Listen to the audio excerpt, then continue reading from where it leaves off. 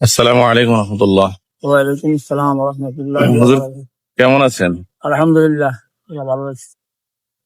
এটা কোন জায়গা? এটা বয়ার বাজার, কোন থানায় পড়ছে? এটা সদর থানা, নোয়াখালী। নোয়াখালী সদর থানা। আহ, তো আপনি এটা কি প্রতিষ্ঠান? এটা নুরানি নুরানি মাদ্রাসা। নুরানি মাদ্রাসা। কোন জামাত থেকে কোন জামাত পর্যন্ত আছে? শিশু জমাত থেকে তৃতীয় জমাত পর্যন্ত আছে।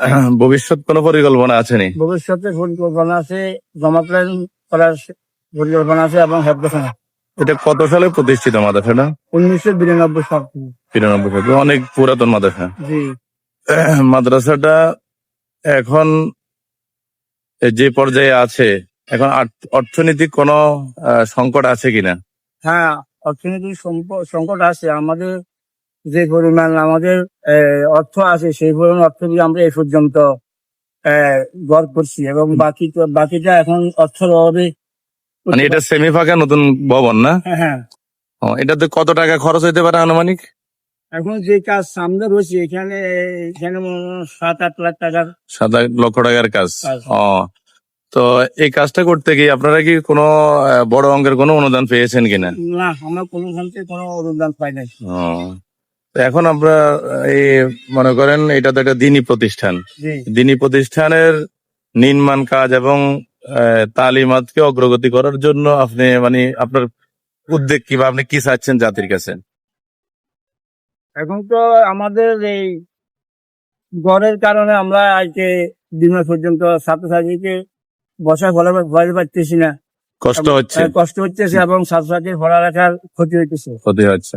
এখন আমাদের এই কাজটা দ্রুতগতিতে করার জন্য এলাকাবাসী ভাই মাদ্রাসার প্রাক্তন ছাত্র যারা এখানে পড়ে গেছে তাদের কাছে এবং দেশের দেশবাসীর কাছে আমরা বা প্রবাসে যারা আছে তাদের কাছে আমরা এই আমাদের এই কাজটা শেষ করার জন্য আর্থিক সহযোগিতা চাইতেছি সবার কাছে। এবং সবার জন্য দোয়া মাদ্রাসার পক্ষ থেকে, আপনার পক্ষ থেকে থাকবো। যারা অনুদান দিবেন এই মাদ্রাসার জন্য তাদের প্রত্যেকের কাছে আমাদের দোয়া থাকবে এবং ছাত্রছাত্রীদেরকে নিয়ে আমরা দোয়া করবো ইনশাআল্লাহ সবার জন্য। আমরা দর্শক আমরা চাচ্ছি যে উনি মাদ্রাসার মোহতামিম সাহেব মাওলানা নিজামুদ্দিন সাহেব মাদ্রাসা 1992 সালে প্রতিষ্ঠিত, তখন থেকে উনি প্রতিষ্ঠানের মোহতামিমের দায়িত্বে আছেন, এখনো আছেন। আমরা আশাবাদী ইনশাআল্লাহ উনি মৃত্যু পর্যন্ত এই প্রতিষ্ঠানের সাথে থাকবেন। তো ওনার অন্তরে একটি আশা আকাঙ্ক্ষা হলো উনি প্রতিষ্ঠানকে একটি প্রাতিষ্ঠানিক রূপ দিয়ে যেতে চাচ্ছেন, যেন ওনার মৃত্যুর আগে উনি যেন এই প্রতিষ্ঠানকে স্বচক্ষে এটা প্রাতিষ্ঠানিক রূপ দেখে যেতে পারেন। তো আমরা আপনাদের কাছে এই ভিডিওটা করার উদ্দেশ্য হলো আমাদের এই প্রতিষ্ঠান সবারই প্রাণপ্রিয় প্রতিষ্ঠান। এই প্রতিষ্ঠানটা আলহামদুলিল্লাহ যথেষ্ট পরিমাণে সম্পদ আছে, তবে প্রতিষ্ঠানের প্রাণ সবল নাই, এটা দুর্বল। তো যিনারা দায়িত্বে আছেন কমিটি, ওনারাও চেষ্টা করতেন এই প্রতিষ্ঠানকে উঠে নেওয়ার জন্য। বর্তমানে প্রতিষ্ঠানে প্রায় 300-র মতো ছাত্র আছে, 4 জমাতে নুরানি শিশু প্রথম, দ্বিতীয়, তৃতীয়। তো প্রতিষ্ঠানটা ভবিষ্যতে কিতাব শাখা এবং নাজারা বিভাগ চালু হওয়ার সম্ভাবনা আছে।